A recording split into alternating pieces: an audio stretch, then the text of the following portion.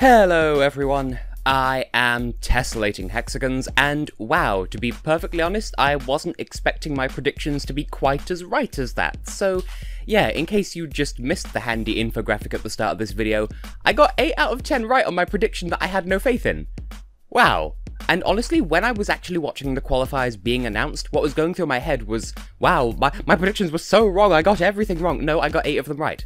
I will take that and run with it quite happily, especially in a year as tough to predict as this. I will completely own that. So this is the post-show review of the second semi-final, where I'm going to sort of digest my thoughts on each of the songs, and hopefully this won't take as long as I thought it would. I thought maybe this would be a crazy long video where I think a lot of thoughts about a lot of things, but no, turns out that this is probably going to work out more or less the same as the pre-show review, but just informed by what actually happened on the night. Now, I shall do what I do every year, and go through the qualifiers first in the order they were announced, and then also go through the non-qualifiers in running order. I think that seems relatively fair, so I shall begin with Austria. They were the first one to be announced, and my mother was a bit displeased, but I'm okay with it.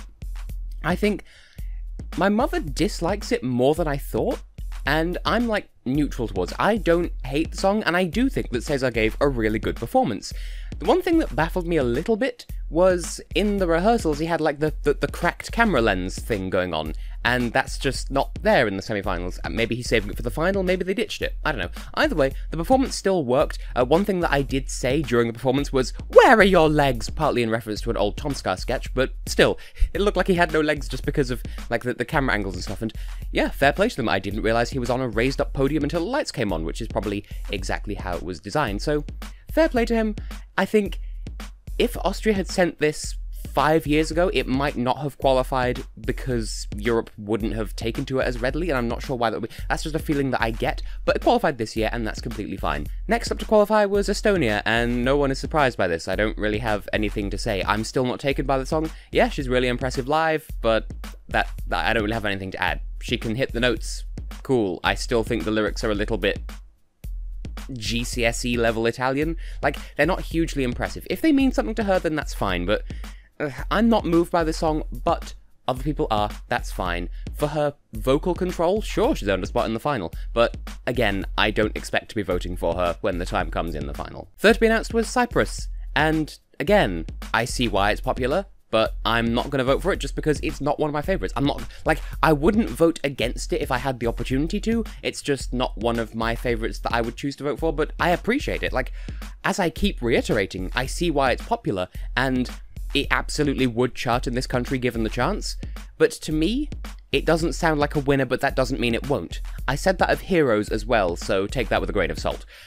Take it from the fandom, why don't you? They've got plenty to go around. One thing I don't appreciate, though, is it being at the top of the betting odds, because why? What makes that performance so special compared to everyone else, honestly? And people are probably going to be hovering over the dislike button already because some Eurovision fans are just that childish, but to me, and feel free to correct me because I'm not an expert on live performances, but she sounded a bit pitchy. Was that just me? Like, sure, she fixed it after the first minute or so, but the opening minute of that song, little bit shaky? Or am I just deliberately trying to find fault with your favourite just to annoy you? That is for you to decide. Fourth to be announced was Lithuania, and I am so happy because Eva is so cute and she absolutely earned her spot in the final. She's rocked it up in the odds. She's 5th overall in the odds, or she was the last time I checked, and deservedly so. The performance is so intimate and so cute and so precious, and she's got her actual husband on stage with her, and it's just so adorable and just good for you, Lithuania. I'm glad that Europe is mature enough to appreciate you. Fifth to be announced was Israel, and yeah, no surprises there. The only comment I had about the whole thing was just the backing dancers' outfits looked like the sort of, what do you call it, like the spandex onesie thing that like competitive cyclists wear. And that's not a criticism. Maybe like a diver's wetsuit or something. Like, it doesn't matter because they brought their sass to the performance. They had their crazy faces going on, which is fine. That's kind of why they're there, as well as to be dancers. They give the song more visual flair, and that's fine. And honestly, Netta deserves credit for the performance because, yeah, it was enjoyable. It was very well done, and, like, it's not trying to mock itself. It's done with it's a fun song that doesn't encourage you to laugh at it or at the contest, so it's the good kind of novelty song. Whereas, you know, there are bad novelty songs, like, for instance, Dustin the Turkey, who, like, ha, isn't Eurovision funny because we keep messing up? You know, it's not one of those songs, so I appreciate it. Sixth to be announced, the Czech Republic. For the second time in Czechy Rus history, they made it to a final, and I'm so happy because Mikolas totally deserved it. Like, They did a really good job recreating, maybe not the music video directly, but like the music video kind of aesthetic on the stage, so absolutely credit there. That was very well put together, very well composed cinematography, etc. Good job, Czech Republic, you have earned your spot in the final. Well, no duh, they're in the final, so of course they earned it, but you know what I mean, like, I'm glad to see them qualify because I would have put them through if it were down to me. Similarly, Bulgaria. Brilliant staging, brilliant choreography, brilliant camera work. Yeah, the performance was 9 to 10 out of 10 as opposed to the 15 to 20 out of 10 my mother and I were expecting, but it's still a good song, still performed well, and I really don't understand why they're drifting in the odds. Maybe that's just me being completely blind to the truth, because, oh, love is blind, it's true, nobody is like you. Because Bulgaria is the only one from my top 43 this year that's actually still in the runnings with both Switzerland and Belgium out, but we'll come back to those, I'll talk about them in due course. Albania! Albania qualified! Did I not say that if there were ever a year for this song to qualify for Albania, it would be this year? Who called it right at the start of the season? This floof. So, yeah, Albania are through, and one thing I did say during the performance was the fandom do not have the right to pick and choose. If you like Estonia because of her voice, you can't also hate Albania, because Albania has the song to back it up, fight me, and also he's got an astounding voice. Did you hear some of the improvisation he pulled during the performance? Like, that was a final-worthy performance, so I'm glad Albania is getting the recognition they deserve. I didn't see it coming, but it's good. It's a good kind of I didn't see it coming, you know.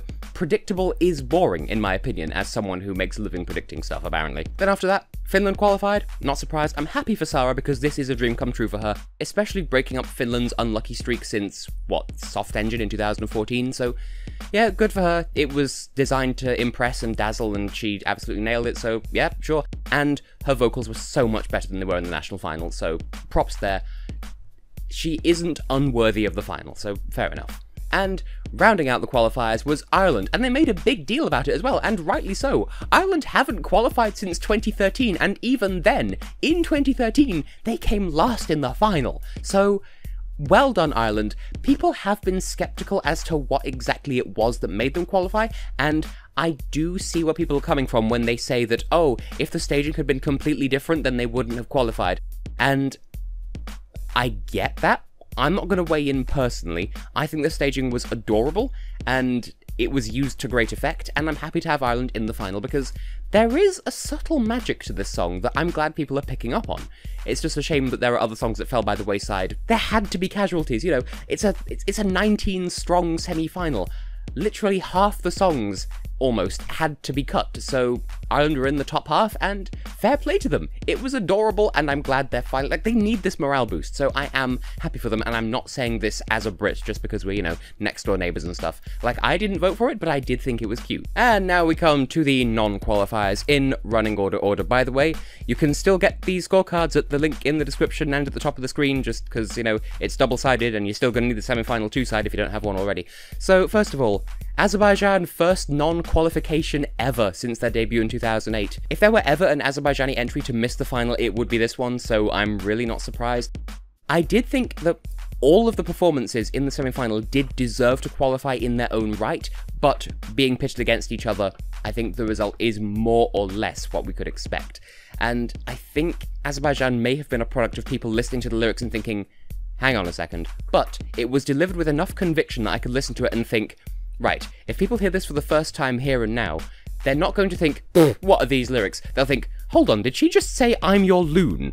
And, like, it won't properly click with them that the lyrics are a bit nonsensical, so it might just be the curse of opening the show, it might just be they thought the song was too generic, it could just be that they saw something else that they liked fairly early on and that detracts attention, I don't know. But Azerbaijan shouldn't take this too personally, they should just bounce back and do what they do next year, and I'm sure they'll be excellent and everything will be fine. I do wonder if they'd stood a better shot if they'd actually stuck with their initial promise of performing in the Azerbaijani language, though. I am painfully aware that I'm speaking much too quickly in this video. This is what happens when I don't have a script. I just think, and I think really quickly, and so I have to speak quickly to compensate. Anyway, Iceland. Precious performance, brilliant vocals, he is a brilliant vocalist, he started to cry at the end, and that's nice. I didn't think the song was, like, tear-jerkingly emotional, but, I mean, it is Ari's song, and it's his message, and it's his performance, so fair enough. It was sweet. But I think this is the song that everyone's expecting to have come last, just because it resonated the least with everyone, just like in the pre-contest hype and whatnot, so the fact that it didn't qualify isn't a surprise. What was a surprise was Belgium? I mean, yeah, people were saying that her performance wasn't all the way there. I thought she was more there than one or two of the actual qualifiers, but I'm not going to name names. So, I don't know, maybe people sort of dropped off the hype train because, oh, it's not as amazing as Blanche was last year. I think what I said during the show was if Cenac had had the amount of hype that Blanche had last year and nothing different, then she would have qualified easily. But then, if Blanche had had the amount of hype that Cenac has had, Blanche wouldn't have qualified for the same reason.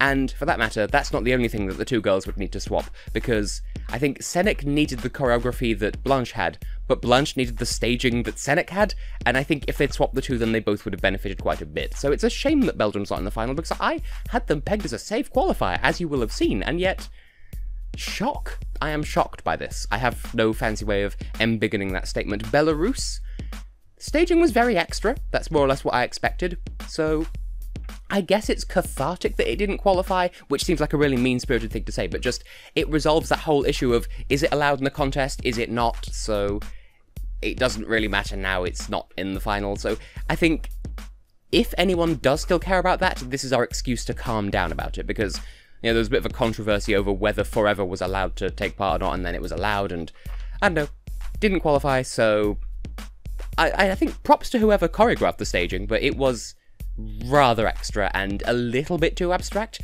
and this is coming from the guy who defended the horse head on a ladder situation from Azerbaijan last year. FYR Macedonia, what went wrong? Probably their live vocals, if I had to guess. They weren't awful, like, they sounded a lot better than they did in the rehearsals, and I thought, like, they could, I think they could have qualified. I think they will be in the top 3 of the non-qualifiers, but I thought maybe they stood a chance. Croatia as well. Franca is one of the best vocalists in this year's contest, but the staging was so void and empty. Oh, it was like, it could have worked, but this is a song that was supposed to tell a story, and it was just her standing there kind of writhing around, kind of doing an Armenia 2016, but without the holograms, so it wasn't awful, and she was brilliant performance-wise, but I see why some people may not have clicked with it. Greece, though? Well, I guess kind of a similar problem. Like, I think it was Greece that did the, like, crouching from the ground and, like, raising an arm up to direct the steam behind her. Like, that was really nice. I think people will have found the blue hand situation a little bit silly, but I am sad this didn't qualify, and out of all of Greece's entries over the years, if I was told, right, pick 2, because 2 of these entries will not qualify for the final, I think I would have identified Argo, but this I never would have guessed wouldn't have qualified. I don't know what I would have picked instead.